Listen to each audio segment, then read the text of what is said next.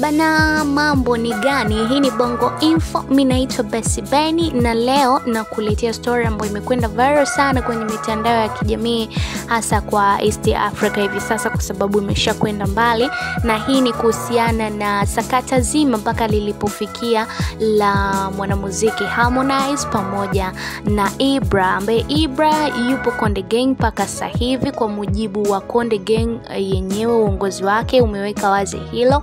Sasa Ibra alitoka wazi na kuomba Watanzania wamchangie kiasi cha shilingi bilioni 1 kwamba kinahitajika kwenye lebo kama anahitaji kuondoka. Sasa lebo ilikaa kimya kwa muda wa wiki nzima, ambapo leo kumeibuka sintofahamu ya majibizano baina ya Harmonize pamoja na Ibra, wakichafuana kwa kutoa siri zao, hasa mambo ya ushoga, issues za Harmonize kutaka Ibra muwe mama yake kwa sababu alikuwa hospitali.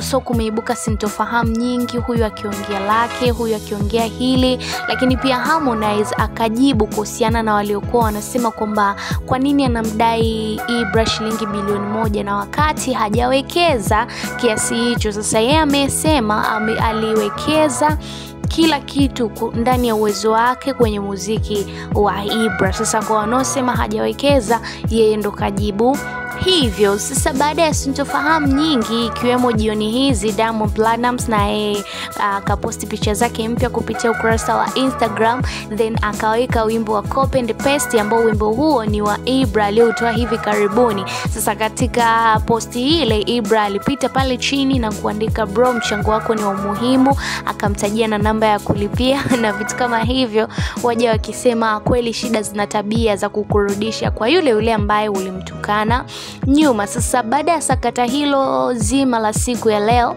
BASATA ambao ni Baraza la Sanaa Tanzania imeamua kuingilia kati na kuwaita ofisini kwao kesho Harmonize pamoja na Ibra, kesho ambayo ni Jumatatu ya Mei 12. Sasa pale ndo mambo yote ambayo yataongelewa, na sisi binafsi tutakwenda kujua nini kinaendelea, kwa sababu ukumbuke kuwa lebo ya Konde Gang imetoa taarifa kwa umma ikimtaka mwanamuziki Ibra asitishe mahojiano yoyote yanayofanya kuhusu kuliongelea hilo swala, lakini pia lebo hiyo imemtaka Ibra akae kimya, asijihusishe na issue zozote zile za kimuziki mpaka pale issue hiyo itakapokaa sawa. Sasa sisi kama mashabiki wa muziki wao, lakini pia wa muziki wa Bongo Flava, tunasubiria kesho baada ya kutoka BASATA nini kitasemwa, tamko gani litatoka, na tutakujuza. Japo